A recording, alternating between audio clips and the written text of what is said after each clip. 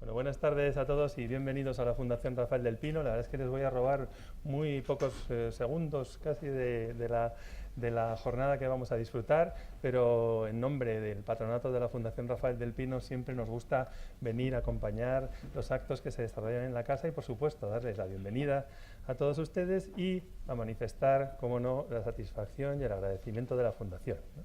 Entonces voy a empezar un poco por esa satisfacción, ¿no? Para nosotros la verdad es que es un verdadero placer compartir con ustedes este encuentro, ¿no? La verdad es que la historia de la Fundación y de Celera se remonta hace ya algunos años, ¿verdad, Javier? Cuando él con su iniciativa vino y nos planteó la idea de contribuir a acelerar personas, ¿no? Y dijimos, claro, Javier, pero si nosotros en el fondo, si lo pensamos, somos una aceleradora de personas como fundación. Cada año pasan por la Fundación unos 30.000 alumnos, unos 50.000 seguidores en nuestras conferencias, o sea, estamos ahí, ¿no? Entonces, claro, lo realmente precioso del proyecto Celera fue que se deseaba concentrar la mirada en la persona e intentar articular un discurso de creación de una aceleradora de personas dentro de una aceleradora de personas, lo cual nos pareció una idea genial y desde entonces pues empezamos con este trabajo, como digo, liderado por supuesto por Javier, fundador de esta iniciativa, y también por su director, Francisco. Y la verdad es que hemos ido acompañándolo durante estos años, ¿no? Con lo cual, cada año hemos visto cómo esta iniciativa fraguaba en una nueva generación Celera, ¿no? Y la verdad es que para nosotros es una verdadera satisfacción que esas generaciones Celera terminen también fraguando iniciativas como esta, ¿no? Que la Fundación quiere avalar, porque es evidentemente una iniciativa de Celera impulsada por sus miembros, ¿no? Y por tanto entenderán que lo primero que quiera manifestar es esa satisfacción, ¿no? Y también el agradecimiento de la Fundación a todos los que lo han hecho posible. He mencionado algunos, por supuesto, a Javier, a Francisco y a todos los que estáis aquí de las distintas generaciones Celera, ¿no? Gracias, por supuesto, por estos años desarrollando este proyecto, pero también, como no, a María Blasco, a Antonio Calvo, a Pere Estumpilla, a Pilar Gil y a Carlos Elías, perdona, y tal, disculpa mi pronunciación terrible y tal, y tal. Por estar aquí hoy, ¿no? La verdad es que en esta casa decimos que siempre en lo que tratamos de centrarnos es en las personas, ¿no? Y la verdad es que nos gusta acompañarnos de personas en nuestras iniciativas, de personas generosas, que están siempre dispuestas, como nuestros invitados de hoy, a compartir con nosotros su tiempo, sus conocimientos, sus ideas, ¿no?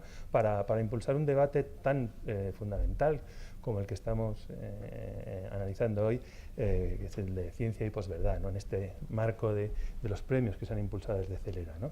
La verdad es que en la Fundación, desde hace mucho tiempo, enseguida identificamos ese escenario de disrupción tecnológica que estábamos viviendo y quisimos acercarnos a los entornos en los que se estaba fraguando esos primeros pasos de la disrupción, que ahora ya es un lugar común para todos y del que todos hablamos, ¿no? Pero que tanto ha cambiado nuestra sociedad, ¿no? Unos cambios que además son más profundos que nunca, además de mayor impacto socioeconómico, ¿no? Todo ese cambio va rodeado de todo este discurso de la tecnología, ¿no? Y tendemos a veces a pensar en la tecnología y no a pensar en las personas, ¿no? En la Fundación, la verdad es que esta mañana, por ejemplo, teníamos un foro en el que discutíamos también de estas cuestiones, porque están, yo creo, en el centro de atención de todos nosotros, ¿no? Con todos estos fenómenos y estas circunstancias que han ocurrido, ¿no? Y un poco la conclusión a la que llegábamos es que quizás nos hemos preocupado demasiado de la tecnología y no nos hemos dado cuenta de que somos personas, ¿no? Y que la tecnología no nos hace necesariamente personas mejor o más informadas, ¿no? Y quizás ahí ha habido algún error de identificación de lo que estaba pasando, ¿no? Entonces ahí, detrás de todo esto, pues hay un debate interesantísimo, ¿no? Sobre si realmente somos muy distintos de aquellos romanos que iban a azuzar a las turbas en Roma y tal ahí, y a gestionar también esa posverdad en aquella época, ¿no? Entonces, bueno, la verdad es que son temas sobre los que yo creo que merece la pena profundizar y hacerlo con el rigor con el que hoy lo vamos a vivir, en una sesión en la que contamos con el privilegio de unos acompañantes de lujo como los que he mencionado anteriormente. Y como además he dicho que iba a ser breve, pues lo que tengo que hacer en estos momentos es decirles que, por supuesto, bienvenidos, satisfacción, agradecimiento y que deseamos que disfruten de esta sesión impulsada por nuestros compañeros de ese proyecto compartido que es Celera. Muchas gracias.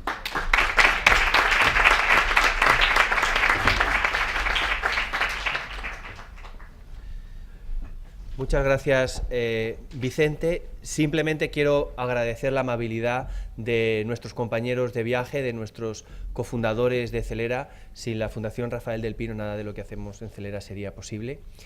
¿Y por qué hemos organizado esta mesa redonda?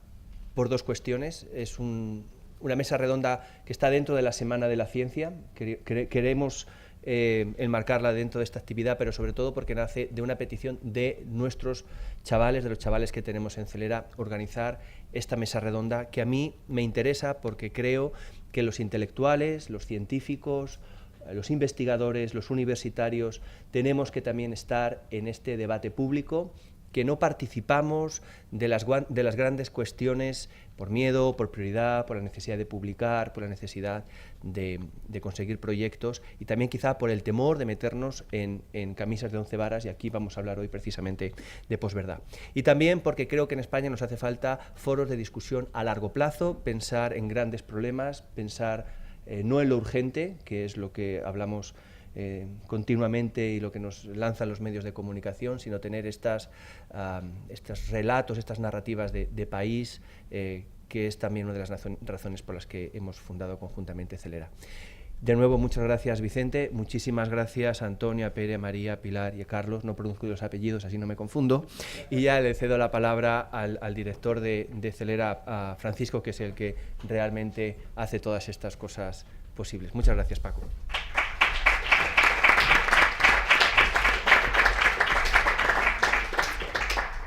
Gracias, Javier. Gracias, Vicente. Ya me han presentado, Paco. Yo soy el director de Celera. Me gustaría daros la bienvenida a este acto en la Fundación Rafael del Pino, que, como hemos dicho, es la institución que nos acompaña y que hace que Celera sea una realidad, citando las palabras de uno de los científicos más insignes de la historia de nuestro país. Decía así: «Nada es más raro que hallar un ingenio perfectamente ponderado. Nos referimos a las lagunas mentales de que, por compensación de ciertas excelencias, adolecen casi todos los talentos superiores.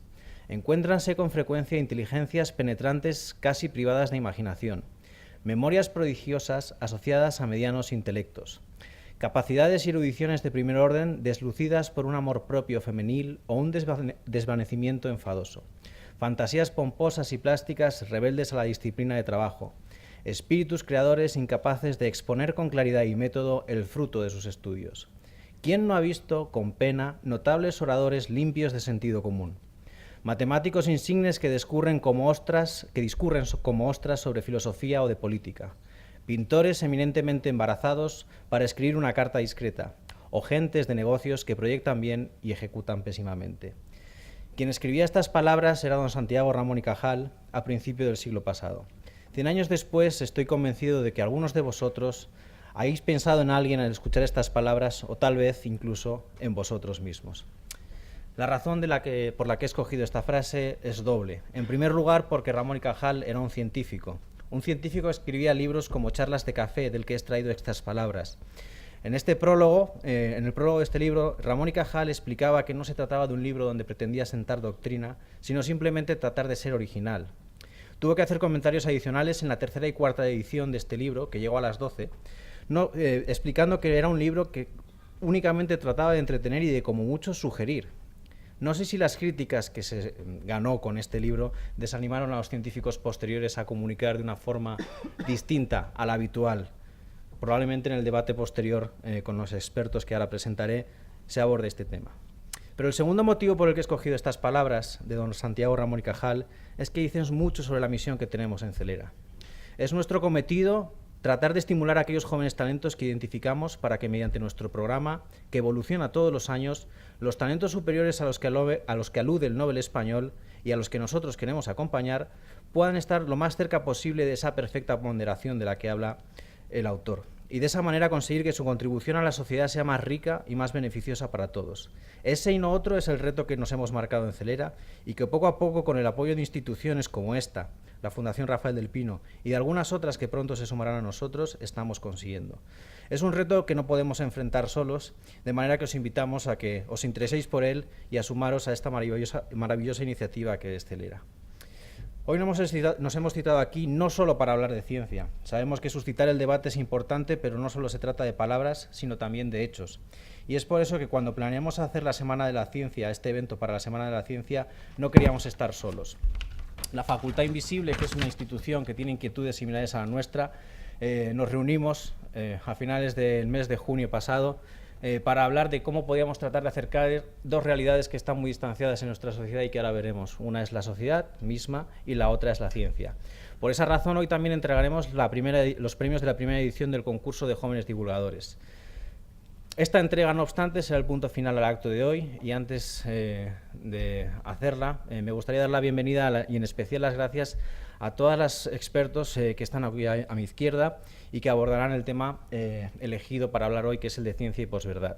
Las limitaciones de tiempo y la dimensión de sus trayectorias me van a impedir que haga una presentación justa de nuestros invitados y ruego sepan disculparme. En primer lugar, me gustaría presentar a la doctora María Blasco. Ella es licenciada en Ciencias Biológicas por la Universidad Complutense de Madrid y doctora por la misma universidad en Bioquímica y Biología Molecular. Ha trabajado como investigadora postdoctoral en el Cold Spring Harbor Laboratory, pasando posteriormente a dirigir un grupo de investigación en el Departamento de Inmunología y Oncología del Centro Nacional de Biotecnología como investigadora del CSIC. Posteriormente se incorporó al CNIO, Centro Nacional de Investigaciones Oncológicas, cuya dirección ostenta desde junio de 2011. Además, la doctora Blasco es fundadora de la empresa de biotecnología LifeLength, empresa creada en 2010 y que se encarga de comercializar la tecnología que permite conocer la longitud de los telómeros y la división celular y, por tanto, la esperanza de vida. En particular, los telómeros y la telomerasa es la especialización de la doctora Blasco, donde ha publicado cerca de 250 artículos científicos sobre la materia. Es sin duda una de las científicas más reconocidas de nuestro país y entre los numerosos reconocimientos con los que cuenta, sin ánimo de ser exhaustivo, me gustaría mencionar aquí el Premio Joseph Steiner de Investigación contra el Cáncer, el Premio Rey Jaime I a la Investigación Básica, el Premio Nacional de Investigación Santiago Ramón y Cajal o la Medalla de Oro concedida por la Organización Europea de Biología Molecular, de la que además es miembro. Asimismo, es doctora honoris causa de la Universidad Carlos III de Madrid y de la Universidad de Alicante. Y por último, nos gustaría trasladar la enhorabuena por el reciente descubrimiento anunciado ayer de una nueva terapia que permite detener el glioblastoma, un tipo de tumor cerebral. Es un auténtico privilegio tenerla hoy aquí entre nosotros y desde Celera agradecemos especialmente su amabilidad y su atención. Muchas gracias, María. Igualmente, agradecemos la presencia de nuestro presidente Javier, que nos ha dedicado unas palabras. Y para quien no le conozcáis, Javier es catedrático de Química Inorgánica y director del Laboratorio de Nanotecnología Molecular de la Universidad de Alicante, donde trabaja en la fabricación de nanomateriales para aplicaciones energéticas. Es inventor de 20 patentes, la mayoría de aplicación comercial, fundador de la empresa tecnológica Rife Technology, que comercializa la tecnología que él desarrolla. Y además, el liderazgo de Javier, tanto científico como empresarial, ha sido objeto de numerosos reconocimientos, entre los que cabe destacar el TR35 de la revista Technology Review del MIT, así como también el Premio Rey Jaime I en la categoría de Nuevas Tecnologías, el reciente reconocimiento realizado por la American Chemical Society como mejor emprendedor de Estados Unidos en el sector químico, y además es miembro del Consejo de Tecnologías Emergentes del Foro Económico Mundial, del Comité Ejecutivo de la UPAC y además, por último, quiero también trasladarle mi enhorabuena porque la semana pasada se anunció el descubrimiento por él y un equipo de la Universidad de La Rioja y del IMDEA de Materiales de Madrid sobre células fotovoltaicas que baten el récord de eficiencia energética a nivel mundial. En tercer lugar, muchas gracias, Javier. En tercer lugar, contamos con Antonio Calvo Roy. Antonio Calvo es periodista científico y actualmente preside la Asociación Española de Comunicación Científica. Ha trabajado como colaborador en diversas revistas y periódicos, casi siempre escribiendo de política, ciencia y salud. Su trayectoria profesional ha discurrido por los gabinetes de prensa del Ministerio de Agricultura, de la Secretaría General de Energía y del Consejo de Seguridad Nacional de Seguridad Nuclear. Asimismo, ha sido director de comunicación en Red Eléctrica de España entre los años 2004 y 2012 y es cofundador de una empresa de comunicación científica, Divulga.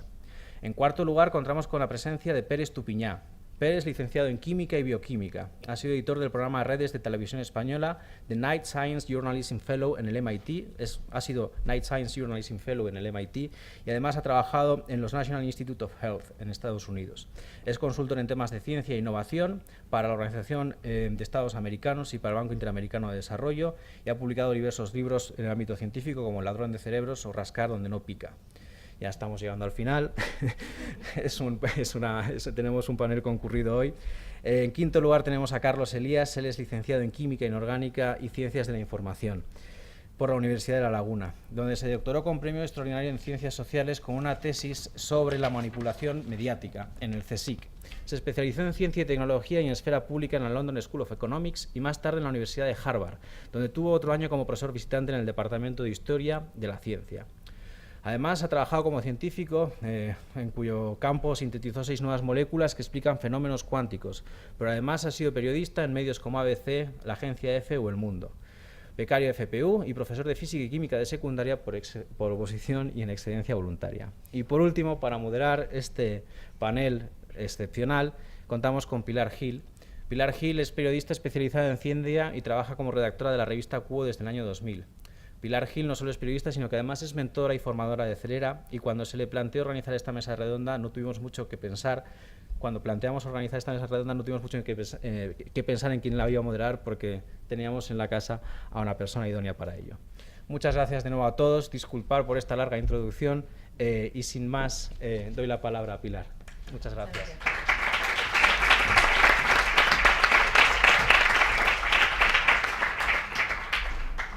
Bueno, buenas tardes. ¿Me escucháis todos bien? Sí. Vale. Buenas tardes, bienvenidos a todos. Vale, de acuerdo. A todos mis compañeros de mesa. Estamos aquí para hablar de ciencia y posverdad. Este palabra que de pronto ha surgido en nuestras vidas y que ha modificado una cosa tan esencial como la verdad. Yo lo que me pregunto a veces es ¿por qué no lo llamamos sencillamente mentira? Y en lo de no llamarlo mentira es donde está el truco. Es decir, esto es una verdad afinada. La posverdad se caracteriza por afirmaciones en las que no tienen tanta importancia los hechos objetivos y demostrados como las emociones a las que se apela. Su uso ha surgido en el ámbito de la política. Se hizo famoso sobre todo con las campañas del Brexit y de la campaña electoral de Trump, pero yo voy a pedir a los componentes de la mesa que nos olvidemos un poco del tema político y que nos centremos en la ciencia. En realidad, la mejor forma de entenderlo es otra denominación que se le da, que es la de mentira emotiva. Es decir, son todas aquellas afirmaciones que nos hacen mover nuestros sentimientos, nos hacen posicionarnos a favor o en contra de algo sin que tengan demasiada importancia los hechos racionales que nos mueven a tener ese posicionamiento. Se han dado varias razones para que esto sea así. Una de ellas se llama psicológicamente la preferencia adaptativa. Es un fenómeno por el cual tendemos a creer, a confirmar nuestras creencias, tendemos a buscar la información que nos confirma en lo que somos, eso de la zona de confort, que está tan de moda ahora. Hay una serie de datos, que creo que ya tenéis en pantalla, que voy a dar para introducir esto, porque tienen que ver con el entorno de la posverdad. El 42% de los estadounidenses sostienen que Dios creó al hombre hace 10.000 años. Según la Fundación BBVA, el 46% de los españoles no es capaz de nombrar ni a un solo científico célebre. En la encuesta sobre la percepción social de la ciencia, en España el 30% de los españoles creen que los dinosaurios aquellos, el T-Rex y compañía, no los pajaritos de ahora, convivieron con los seres humanos. Y el 25% de los encuestados, el 25%, 1 de cada 4, respondió que el Sol gira alrededor de la Tierra, que lo vemos todos los días, aparecer y luego irse. Aparte de esto, había algún otro dato más. Hay una encuesta de Yale, de la Universidad de Yale, que dice que el 49% de los estadounidenses piensa que los científicos creen que hay un cambio climático. Solo el 24% oye hablar de él al menos una vez por semana en los medios de comunicación. Más del 50% cree que perjudicará a los ciudadanos de Estados Unidos, pero solo el 40% cree que le perjudicará a él o ella personalmente. Y otro dato, asociaciones como Autismo España han tenido que realizar declaraciones sobre que las vacunas no causan autismo. Estos datos dejan sobre la mesa una serie de circunstancias sobre el caldo de cultivo que nos puede llevar a que la posverdad cale, sobre casos concretos de temas en los que se ha instaurado de alguna forma, pero lo que me gustaría es que sean los expertos los que hablan de ella. Y mi primera pregunta a ellos es cómo se manifiesta específicamente en el campo de la ciencia y su divulgación, según la experiencia de cada uno de vosotros. Voy a empezar por quien tengo más cerca, sí, por este lado. Lo siento mucho, María, pero te ha tocado. Según tu experiencia, ¿con qué casos te has encontrado y crees que, digamos que lo que quiero es que nos habléis de las que son más flagrantes, los casos más flagrantes o de consecuencias más importantes de posverdad? Sí, bueno, sí, pensaba decir otras cosas antes, pero si quieres hablo directamente de los... Bueno, primero quería hacer una reflexión, porque pensando en esto de la posverdad o directamente la mentira, porque yo creo que en los temas científicos pues, podemos hablar de mentiras flagrantes, yo creo que también hay que considerar cuál es el objeto de la ciencia, de los científicos, ¿no? Y el objeto de nuestro trabajo es explorar lo desconocido, ¿no? Hace poco estuve en Lisboa, donde han inaugurado un centro impresionante de la Fundación Champalimón para investigación del cáncer, ¿no? Que se llama Centro de Investigación de lo Desconocido. Y yo creo que esto es lo que hacemos los científicos. Nos sentimos muy cómodos investigando lo desconocido. Y esto es también fascinante, supongo que para la sociedad, pero también es una oportunidad para que salga la mentira, la pseudociencia, ya que como trabajamos sobre cosas que son realmente, no son el saber establecido, sino que son cosas que es la frontera del conocimiento, también puede fomentar que surja esta posverdad o directamente mentira sobre interpretación, si quieres, de lo que estamos haciendo los científicos.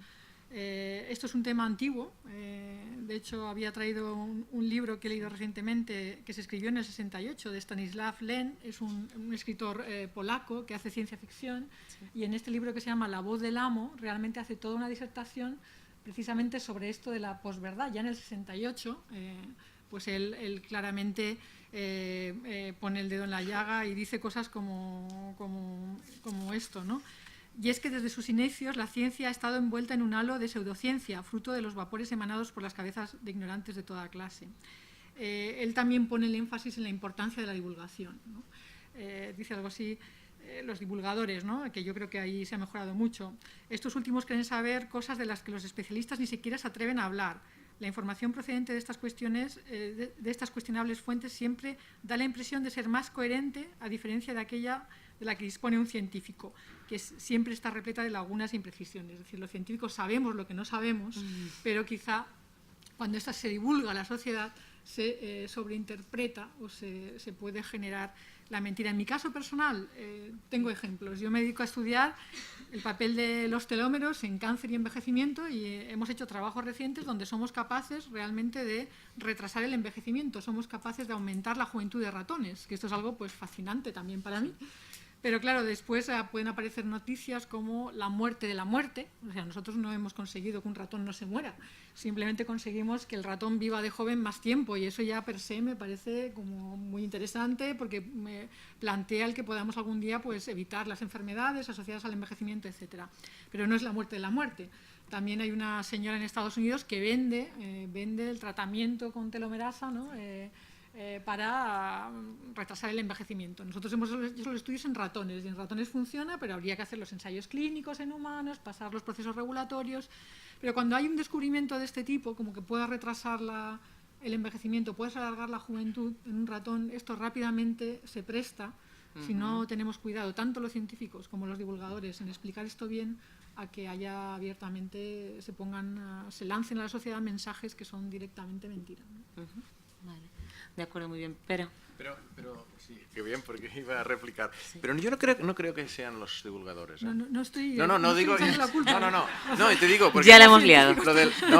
No, digo, hay gente interesada. Siempre hay un interés detrás. La muerte de la muerte que tú citabas es el Cordeiro de la Singularity University, que es un fantasma que vende, o sea, hace conferencias muy caras y cobra mucho por decir cosas que se van de la realidad, y por eso cobra más que yo, que soy riguroso, ¿no?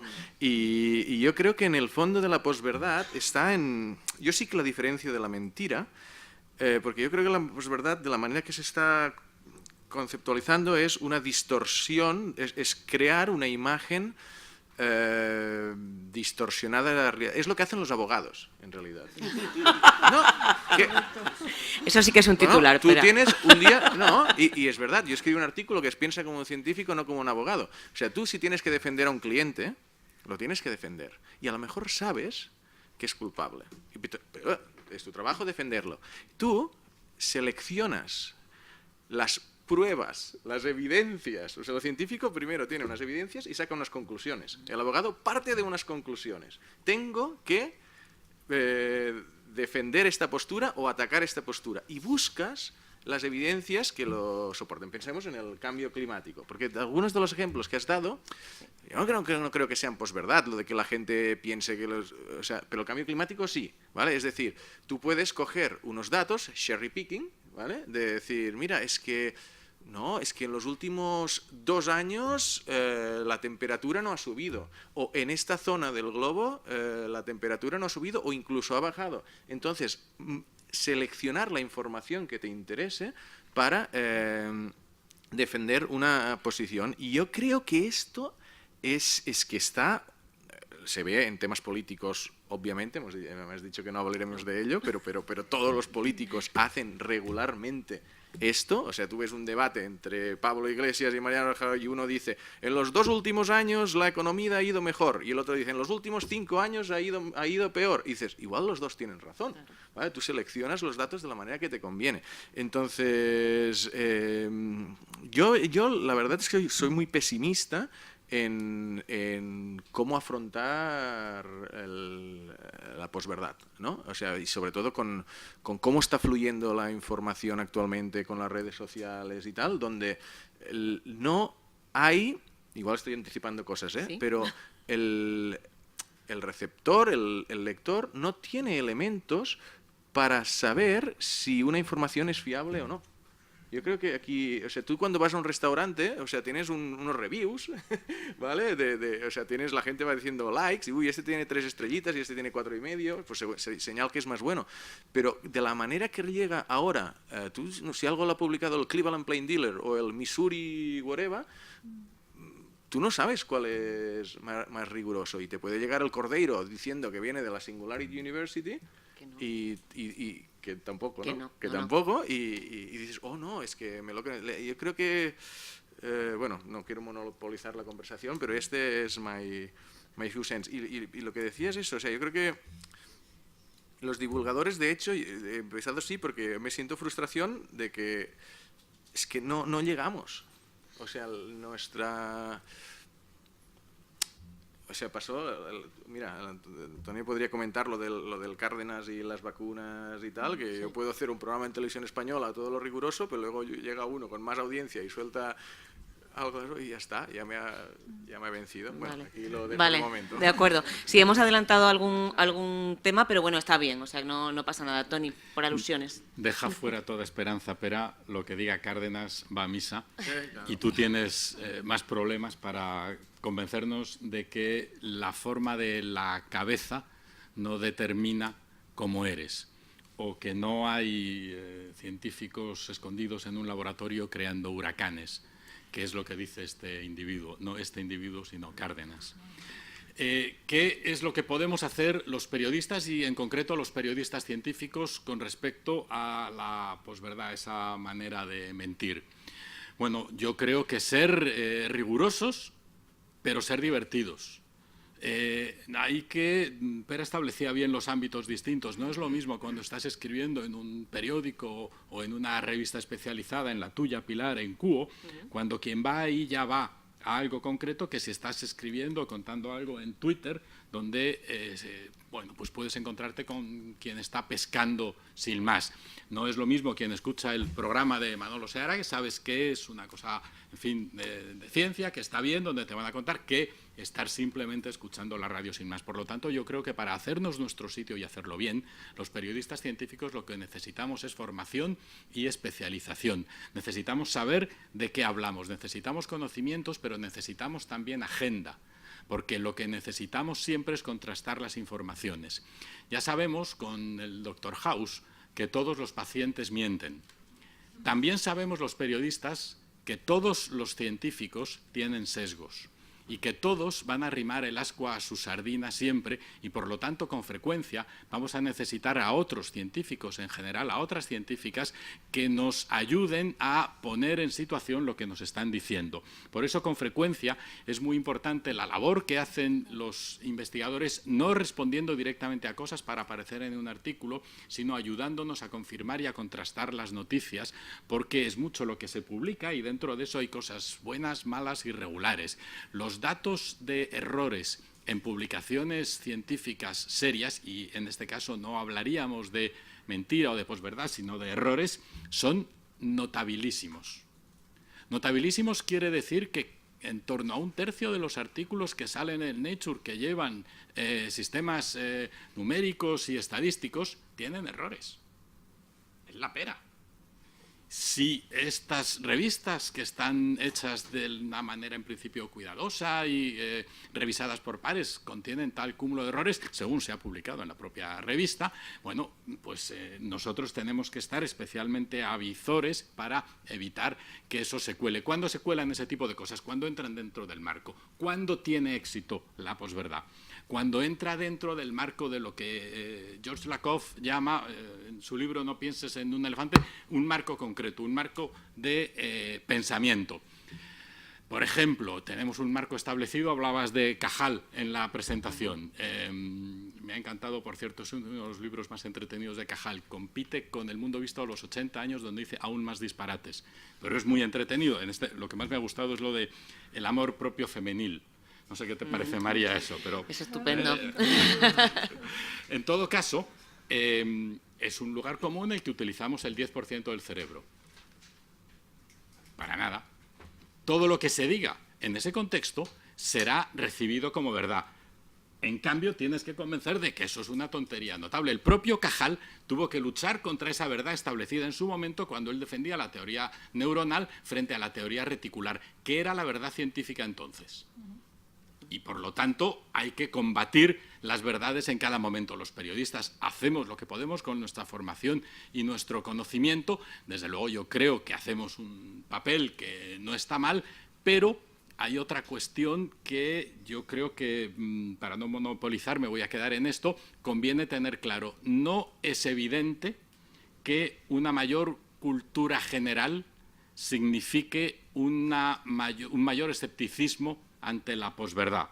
Dice Mario Bunge que, al contrario, que entre quienes tienen formación es más fácil a veces que crean tontunas como la de que las vacunas producen autismo o cosas así. Por lo tanto, bueno, nuestra tarea es nobilísima y estupenda. Necesitamos para ello formación y especialización y la colaboración, desde luego, siempre de los investigadores y el entendimiento de que lo que tenemos que contar tiene que interesar a la gente. Si yo hago un artículo extraordinariamente riguroso, pero que llega al rigor mortis, no lo lee nadie.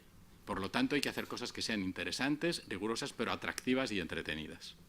Gracias, Antonio.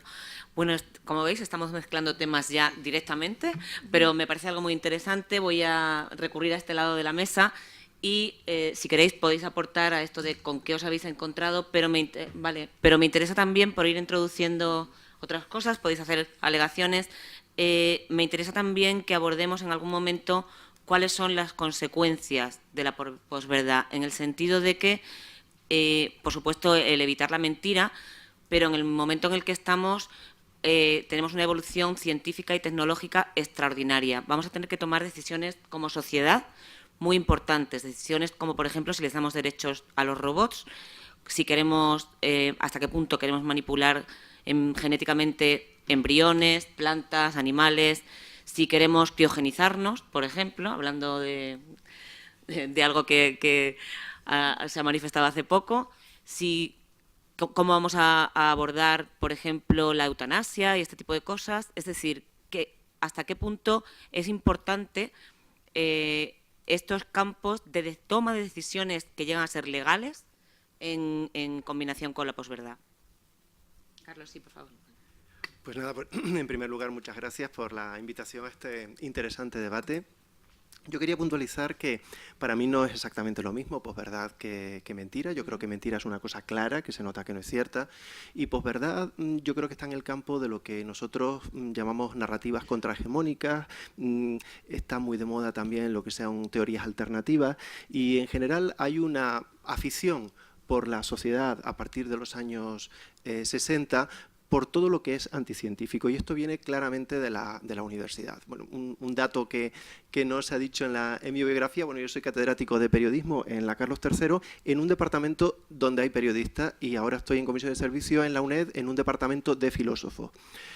Mi formación científica me ha hecho muchas veces estar en debates complejos, porque en realidad yo lo que veo y lo que entiendo es que hay una cultura de la gente de ciencias y de algunos periodistas que lo entienden muy bien y que en realidad defienden mucho la ciencia, pero hay otra cultura que es generalizada, porque la formación en ciencias en este país no es excesiva, o sea, la cantidad de gente licenciada en ciencias no es mucha, y esa formación y esa gente de otra formación, pues para ellos es lo mismo una cosa que otra. Yo tenía aquí 2 o 3 autores que yo tuve que estudiar cuando para mí fue un shock ir de químicas a periodismo. Yo además las hice a la vez, y con lo cual era un shock ir de un lado a otro.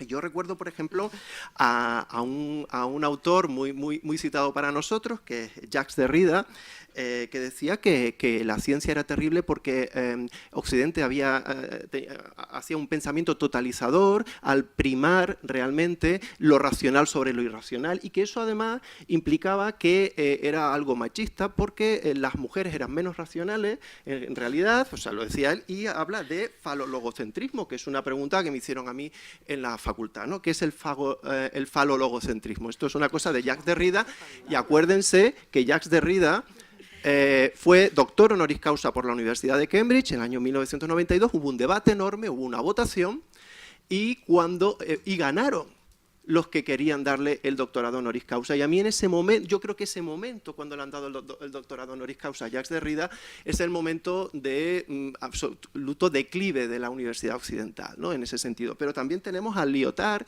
que decía cosas como que la ciencia es una narrativa más, y que las narrativas se acabaron en el 19 y que por lo tanto pues ya está, ¿no? O tenemos a Feyerabend, que decía que la ciencia es como un cuento de hadas, y que por lo tanto, bueno, pero todas estas cosas se estudian en ciencias sociales y se estudian en humanidades. Y claro, cuando yo tenía una profesora de teoría de la comunicación que decía que el hecho, y además citando a Kuhn de su teoría de los paradigmas, de que la ciencia es un consenso, de que el hecho de que ahora digamos que la Tierra gira alrededor del Sol es simplemente por consenso, y que podríamos decir otra, pues nadie le reprochaba nada. Y cuando yo criticaba eso, en realidad lo que me decían es que yo tenía un pensamiento totalizante. En ese sentido, esa es la sociedad donde vivimos, y eso es lo que ha llevado a Trump. Y eso es lo que ha llevado a hechos alternativos y a visiones alternativas, porque todo vale. Y a mí me parece que ese es el gran problema. El problema está en la formación que estamos dando a la sociedad, que no todo el mundo tiene la suerte de estudiar física. De acuerdo. Y además, bueno, yo tengo además una cosa muy dura. Yo pienso que en un plan de estudios donde haya más semiótica que termodinámica es un problemón para esa persona. De acuerdo. Javier, ¿estás de acuerdo? ¿Qué quieres apuntar? Pues yo lo que quiero apuntar es que estas estadísticas, estas cosas de las que estamos hablando... No sé si me oye. ¿Sí? Espérate que a lo mejor... Sí. Que estas cuestiones de las que estamos hablando, estos números, son cuestiones de vida o muerte. Yo quería aterrizar el debate porque cambio climático, hambre, cuál es nuestro lugar en nuestro mundo, no son cuestiones académicas o de planes de estudio o cómo divulgamos mejor la ciencia, es lo central de nuestra supervivencia sobre el planeta, y es central sobre cómo tomamos decisiones. La crisis de la democracia, la prevalencia de la opinión sobre la evidencia. Hoy vivimos en un mundo en el que la opinión es sagrada, hasta el punto que muchas conversaciones terminan en es que esto es mi opinión. Bueno, es que tu opinión no me importa absolutamente nada. Algo que en una democracia es prácticamente un sacrilegio. Habiendo aterrizado un poco el tema, también hay que ver que estos datos no vienen de la nada. En Estados Unidos el 40% de los ciudadanos, el 40%, cree que Dios creó al hombre hace 10.000 años, cuando evidentemente pueden ir a un museo y ver que es falso, porque hay una agenda detrás. Si tú eso lo preguntas en Islandia, donde el 60% son ateos, no te preguntan eso. Si lo preguntas en Irán, la encuesta es todavía muchísimo mayor. O sea que hay que entender estas cifras con la agenda que tienen detrás. No son números neutros. Pero los científicos lo hacemos mal. Lo hacemos mal porque no nos creemos la ciencia. Es que hay una ciencia de la comunicación. Es que hay mejores formas de comunicar. Y nosotros, que nos llenamos la boca de vamos al método científico, vamos a hacer las cosas como deben de hacerse, no vamos a las mejores prácticas del conocimiento. ¿Cómo estamos los científicos hoy en día convenciendo de la realidad del cambio climático? Añadiendo más datos. Ahora ya no están a 400 ppm de CO2, ahora son 403. Eso fue el último gran comunicado que hizo Naciones Unidas hace un par de semanas. ¿Cuándo vamos a aprender los científicos de que no hay duda de que estamos por encima de 400 ppm de CO2 y no hace falta mandar más expediciones a la Antártida para medirlo? Que tenemos que aprender a comunicarlo y que para eso hay prácticas, hay una ciencia, no una ciencia en el sentido, no vamos a entrar en qué es ciencia y qué no es, pero que hay mejores prácticas y que debemos hacer un esfuerzo ahí. La semana pasada estuve en el Web Summit y la verdad que, como luego destacaron en El Mundo, cuando los techies nos están diciendo que mucho cuidado en cómo utilizamos la tecnología es para hacérselo mirar. Lo que nos estaban diciendo, lo que estuvimos diciendo en el Web Summit la semana pasada en Lisboa, es que las grandes empresas que controlan la comunicación, Facebook, incluso Amazon, Google, tienen algoritmos que les ayudan para la publicidad. Son empresas de publicidad. Esos algoritmos ven si, por ejemplo, cuando hemos hablado con nuestra madre por teléfono, le hemos mencionado la palabra Lisboa, porque tienen acceso, cuando les damos permiso con la aplicación, a escuchar nuestro micrófono. Y vais a empezar a ver, eso fue la charla del vicepresidente de Amazon, que vais a recibir publicidad que ya no es por la búsqueda anterior, sino por la conversación telefónica que habéis tenido. Empezar a estar atentos a esto. Y que esto puede ser un problema, lo voy a aterrizar ya al tema de ciencia y posverdad, cuando hago cualquier búsqueda sobre Lisboa y de repente me aparecen vuelos, hoteles en Lisboa, pero cuando estoy haciendo búsquedas sobre cambio climático y yo tengo una tendencia, una visión sobre cambio climático, no solamente el algoritmo me va a dar más información que refuerce mi opinión, que esto yo creo que lo sabemos. Lo que nos estaban diciendo es que los algoritmos están alimentados para que vayamos a opiniones cada vez más radicales, porque las opiniones radicales, sobre todo desde el anonimato, hacen que haya más likes, más visitas. Entonces hay también un argumento, hay toda una narrativa que podría ser lateral a la discusión sobre cómo los medios de comunicación, la posverdad, alimenta el fanatismo, que es otro de los grandes riesgos a los que los científicos no le estamos dando la batalla. Vivimos en un mundo de fanatismo, en un mundo en el que se destruyen bibliotecas, se asesinan intelectuales, y los científicos, las grandes sociedades científicas, seguimos preocupándonos por si las ppm son 304 o 327. Entonces yo creo que también tenemos que dar la batalla y animarnos a entrar en los debates, porque dar el dato no ocasiona el cambio. Y nosotros los científicos pensamos que no, si yo ya te estoy diciendo que esto es un problema, aquí está el dato, esto ya la gente se moverá y hará el cambio. No, hay que también estar en la acción, ¿no? Simplemente un momento, yo creo que los científicos no tenéis tanto poder. Es decir, si no hay una manera... Tenemos muy poco. O sea, no monopolizáis el discurso ni la narrativa y entonces no tenéis tanto poder. Es cuando alguien quiere, por ejemplo, de un gabinete de comunicación, quiere que su empresa o su institución aparezca más, está muy bien que hable con el periodista científico, pero sobre todo con quien tiene que hablar es con el director del medio. Y el problema del director del medio es el que decide. Entonces, el problema es que yo creo que en la sociedad hay una gente importante que no le gusta la ciencia, que la teme, que no le interesa y que además eso está refrendado por intelectuales que consideran que eso debe ser así. Entonces, eso es muy difícil y ahí hay una lucha entre dos ámbitos que me parece muy difícil. Y por otro lado, respecto a la comunicación, efectivamente no es una ciencia en el sentido en que hay diferentes visiones de las cosas. Fíjate, ¿sabes cuándo es el momento del siglo XX en donde más gente estaba interesada por la ciencia? Pues justo después de la Guerra Fría, en la que divulgar la ciencia estaba prácticamente prohibido porque era secreto de Estado. Es decir, el hecho de que no te dieran mucha información te daba interés por eso. O sea, no sabemos exactamente dónde está el valor. Y por otro lado, yo también pienso que es efectivamente lo que tú estabas diciendo hay lo que nosotros llamamos tribus mediáticas, es decir, cada vez la gente se radicaliza más porque eso da lugar, lo que antes, bueno, no me voy a poner un poco académico, pero nosotros teníamos lo que llamamos una teoría en la cual decíamos la espiral del silencio, en la cual decíamos que básicamente si alguien está en contra de algo y todo el mundo aquí es del Barça y yo soy del Real Madrid, pues yo no voy a decir que soy del Real Madrid, porque en realidad lo que quieres es ser asimilado y asumir. Y entonces ahí lo que sucede es que ahora con Internet, antes, si tú no querías vacunar a tus hijos, es que no conocías a gente que no vacunara, pero ahora tú en Internet tienes tu tribu mediática antivacunas. Y la tribu mediática antivacunas tiene lo que llamamos un sesgo de confirmación, en la cual hay un neurotransmisor, que es la dopamina, que dice que si a ti te refrendan tus opiniones, tienes una mayor cantidad segregas dopamina y te sientes más feliz. Con lo cual tú solamente vas ahí. Y el problema de Internet, que antes en los periódicos de papel no existía, es que en los periódicos de papel tú leías todo. Ahora en Internet solo va a los que tú quieres. Y eso es un grave problema.